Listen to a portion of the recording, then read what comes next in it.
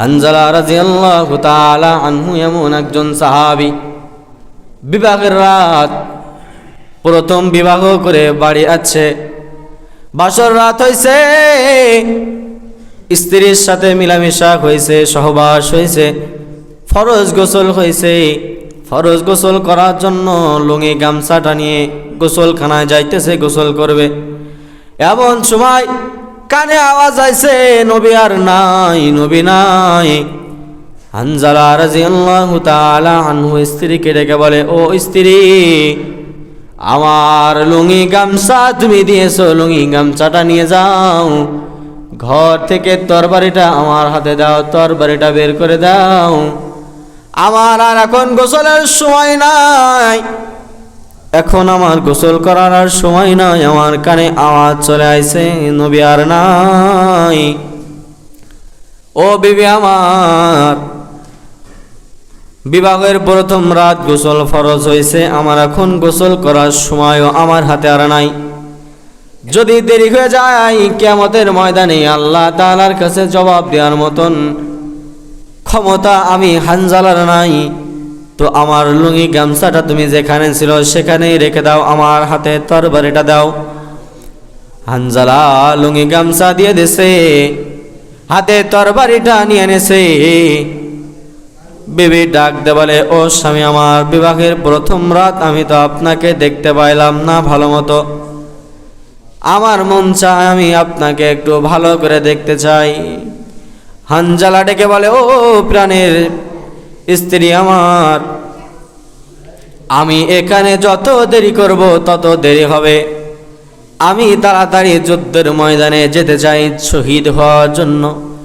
যদি গাজী হয়ে ফিরে আসি তো তোমার সাথে আমার আবার দেখা হবে, সাক্ষাৎ হবে। আর যদি শহীদ না হয়ে যদি গাজী হয়ে আসি তো তোমার সাথে দেখা হবে। আর যদি গাজী না হয়ে যদি শহীদ হয়ে যায় তো আমি তোমার সাথে আমার জান্নাতে দেখা হবে, আমাকে বিদায় জানায় দাও। হানজালা রাদিয়াল্লাহু তাআলা আনহু তরবারিটা নিয়ে জিহাদের ময়দানে চলে গেছে। যুদ্ধর কাফেলা অনেক দূর চলে গেছে, অনেক রাস্তা পার হয়ে গেছে। একজন যুদ্ধর কমান্ডারের সাথে দেখা হয়েছে, তাকে ডেকে বলে, এই রাস্তা দিয়ে কি কোনো যুদ্ধের কাফেলা গেছে নাকি? বলে, অনেক আগেই তো চলে গেছে, তুমি এখন কোত্থেকে আসছো? হানজালা বলে, আমার আসতে একটু দেরি হয়েছে, এই যুদ্ধর কাফেলা এই দিক থেকে কত দূর পর্যন্ত গেছে? বলে, অনেক দূর পর্যন্ত চলে গেছে, অনেক দূর হয়ে গেছে, অনেক পথ চলে গেছে, অনেক কাফেরদেরকে অনেক কাফের মৃত্যুবরণ করেছে, অনেক সাহাবায়ে কেরাম শহীদ হয়ে গেছে। এক পর্যায়ে হানজালা রাদিয়াল্লাহু তাআলা আনহু কাফেরদের সাথে যুদ্ধ করতে করতে করতে করতে এমন এক সময় হানজালা রাদিয়াল্লাহু তাআলা আনহু শহীদ হয়ে গেছে। সব যুদ্ধ যখন শেষ হয়ে গেছে, জিহাদ শেষ হয়ে গেছে, হওয়ার পর যখন সব শহীদের লাশগুলা এক জায়গায় করতেছে, এমন সময় হানজালার স্ত্রী এসে নবীকে ডেকে বলে, ও নবী আমার, হানজালা নামে কি এমন কোন তোমার সাহাবী আছে নাকি? ও নবী আমার, এমন চেহারার আকৃতি, লম্বা চম্বা এতটুকু, দেখতে এমন, আল্লাহর রাসূল, এমন একজন সাহাবী কি এসেছে নাকি? আল্লাহ রাসূল বলে, আমার সাথে তো সাক্ষাৎ হয় নাই। ও যুদ্ধের কাফেলার কমান্ডাররা, তোমাদের খাতার লিস্টটা একটু দেখো, হানজালা নামে কোন সাহাবী আছে নাকি? সব লিস্ট শেষ হয়ে গেছে, হানজালার লাশটা এখনো খুঁজে পাওয়া যায় নাই, হানজালার লাশের কোনো সন্ধান এখনো মেলে নাই, হানজালার লাশ এখনো পায় নাই। হানজালার লাশ খুঁজতে বলে আল্লাহ রাসূল বলে, ও সাহাবায়ে কেরামের দল, যাও যাও, তাড়াতাড়ি যাও, আমার সাহাবীর হানজালার লাশটা তোমরা তাড়াতাড়ি খোঁজো। এমন ভাবে খুঁজতে খুঁজতে কিছুদিন পর্যন্ত দেরি হয়ে গেছে, সব লাশগুলা পেয়ে গেছে। কিছুদিন পরে যখন হানজালার লাশ পেয়েছে, হানজালার লাশ পাওয়ার পরে দেখে আসরের পরে মানুষ এখন আমরা নামাজ পড়ে যে খাওয়া দাওয়া করার পরে একটু ক্লান্তি ভাব আসে, আমরা একটু ঘুমানোর জন্য, শরীরটা ছেড়ে দেওয়ার জন্য একটু বিছানায় শুয়ে পড়ি কি পড়ি না? অনেকেই শুয়ে পড়ি, অনেকে বাজারে চলে যায়, অনেকে নানা কাজে কর্মে অনেকে চলে যায়। কিন্তু আমার যুবক ভাই গো, হানজালার লাশটা এমন অবস্থায় ছিল, মাত্র কেমন মনে হচ্ছে হানজালা মাত্র ঘুমাইলো। ও আমার যুবক ভাই গো, হানজালার লাশটা যখন নবীর সামনে যখন আনছে, হানজালার স্ত্রী ডেকে বলে, ও নবী আমার, সব লাশগুলা বিনা গোসলে কবর দিলেও হানজালা নামের তোমার যে সাহাবে, এই সাহাবের লাশটা গোসল না দিয়ে কবরে দিবা না, কারণ আপনার সাহাবী হানজালা আমার সাথে নতুন বিবাহ হয়েছে, বিবাহের প্রথম রাত আমার সাথে সহবাস হয়েছে, আমার হানজালার উপরে ফরজ গোসল হয়েছে। ফরজ গোসল করতে যাওয়ার সময় শুনতে পারেছে নবী আর দুনিয়ায় নাই, ফরজ গোসল করে নাই, ফরজ গোসল এখনো হানজালার হয় নাই। ফরজ গোসল না দিয়া হানজালার লাশটা কবরে দিবেন না। আল্লাহ রাসূল বলে, ও সাহাবায়ে কেরামের দল, তাড়াতাড়ি হানজালার লাশটা গোসল করে দাফন করায়া দাও। আল্লাহ তাআলা বলে, ও জিবরাইল রে, তুমি এখনো কেন দাঁড়ায় আছো? তাড়াতাড়ি চলে যাও, নবীর কাছে যে বাণী পৌঁছায়া দাও, নবীকে জানায় দাও, হানজালার গোসল দুনিয়ার কোনো পানি দিয়ে হবে না, হানজালার গোসল দুনিয়ার কোনো পানি দিয়ে গোসল হানজালার হবে না, নবীকে দিয়ে জানায় দাও, আরো সে সাহাবায়ে কেরামদেরকে জানায় দাও, আরো সে ফেরেশতারা দাঁড়ায় আছে, হানজালার গোসল জমজমের পানি দিয়েও হবে না, হানজালার গোসল দুনিয়ার কোনো পানি দিয়ে আর আমরা দিয়াতে চাই না, তাড়াতাড়ি হানজালার লাশটা দাফন করে দিতে বলেন। ফেরেশতারা দাঁড়ায় আছে, ফেরেশতারা জান্নাতের পানি দিয়ে হানজালার লাশটা গোসল দেওয়ার জন্য সবাই ব্যস্ত হয়ে গেছে। তাড়াতাড়ি হানজালার লাশটা দাফন করে দেন।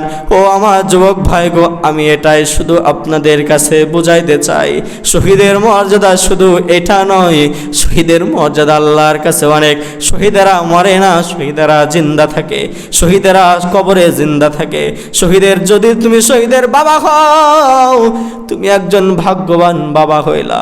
তুমি যদি একজন শহীদের ভাই হইলা, তুমি একজন শহীদের ভাগ্যবান ভাই হইলা। তুমি যদি একজন শহীদের মা হইলা, তো একজন ভাগ্যবান মা তুমি হইলা। শহীদের মর্যাদা, শহীদের বয়ান যদি আমি আপনাদের কাছে প্রত্যেক জুম্মায় যদি করি, তাও আপনাদের তৃপ্তি হবে না, কারণ শহীদের দায়িত্ব স্মরণ আল্লাহ তাআলাই নিয়ে নিয়েছে। বলেন না সুবহানাল্লাহ? জবান খুলে চিৎকার করে বলেন না সুবহানাল্লাহ? ও আমার যুবক ভাই গো, এটাই আমি আপনাদের এই মেসেজটা দিতে চাই। জীবন একটা জীবন পাইলা, এই জীবনটা যদি নবীর জন্য দিতে পারো, এই জীবনটা যদি আল্লাহর জন্য দিতে পারো, বাতিলের বিরুদ্ধে যদি জিহাদের কারণে যদি প্রথম কাতায় দাঁড়ায়া বাতিলের সাথে রুখে দাঁড়ায়া যদি এই জীবনটা হাদির মতো দিয়ে দিতে পারো, হাদিরে হাসি মুখটা কিন্তু সবাই দেখতেছে, হাদি শাহাদাত বরণ করেছে, এরা এই এক হাদিকে মেরে তোমরা খুশি থাকতে পারবা না। হাজারো হাদি এখনো এই বাংলার জমিনে জীবিত আছে, এক সাহিদকে মেরে তোমরা থাকতে পারবা না, আরো হাজারো সাহিদ এখনো জন্ম নেবে, এক মুগ্ধকে মেরে তোমরা পারবা না। হাজারো মুগ্ধ এই বাংলার জমিনের অনেক মায়ের গর্ভ থেকে আসবে, তোমরা এদেরকে মেরে ফেলে মনে করবা বাংলাদেশ তোমরা নিয়ে নিবা পারবা না। তোমরা মনে করো ইসলাম তোমরা লুটিয়ে ফেলবা, ইসলামের পতাকা তোমরা ছিঁড়ে ফেলবা পারবা না, কারণ আজ থেকে 1450 বছর আগেও এই ইসলামের শত্রু ছিল, এখনো আছে, ভবিষ্যতেও থাকবে। তারপরেও কিন্তু ইসলামের পতাকা, ইসলামের বিজয়, মুসলমানদের বিজয় হবে, ঠিক কিনা কথা বলে? এজন্য ভাইরা আমার, যখন কালকে দেখলাম আমাদের সাথী ভাই, এই হাদি ভাই একজন সাহসী পুরুষ, দিনের জন্য, ইসলামের জন্য সব সময় তার মুখে থাকতো যে শহীদ হব, অনেকগুলা স্কিপ দেখলাম ভিডিওতে, তার মুখে শুধু এই হাসির বাণীগুলা যে জীবন তো একটা, এটা যদি ইসলামের জন্য দিয়ে দিই তো আত্মা আফসোস নাই। এই জন্য ভাই, মরে গেলে তো মরেই গেলাম, কিন্তু ভিতরে যদি একটা চেতনা থাকে যে আমি শহীদ হব, যদি জিহাদ পর্যন্ত তুমি যাইতে না পারো, বিছানায়ও যদি তোমার মৃত্যু হয়, তো শহীদের মর্যাদাটা তুমি পাবা। দেখবেন, আপনারা কি মনে করেন এটা আমি জানি না, আমি কিন্তু প্রত্যেকটা দোয়ায় বলি, আল্লাহ শাহাদাতের মৃত্যু তুমি আমাদেরকে দিও। যদি শহীদ না হই শহীদের ভাই বানায়ো, যদি শহীদ না হইতে পারি শহীদের বাবা বানায়ো, যদি শহীদ না হইতে পারি তো একজন শহীদের আত্মীয় হলেও আমাকে বানায়ো। কারণ শহীদের কবরে কোনো সওয়াল জবাব তো দূরের কথা, শহীদ যারা হয় এদের কোনো আফসোস নাই, এরা শহীদরা জিন্দা হয়ে থাকে। বলেন না সুবহানাল্লাহ। এজন্য শহীদি চেতনা আমাদের ভিতরে আনা যাবে তো ইনশাল্লাহ? একটু জোরে বলেন না ইনশাল্লাহ। আল্লাহ তাআলা আমাদের এই প্রত্যেকটা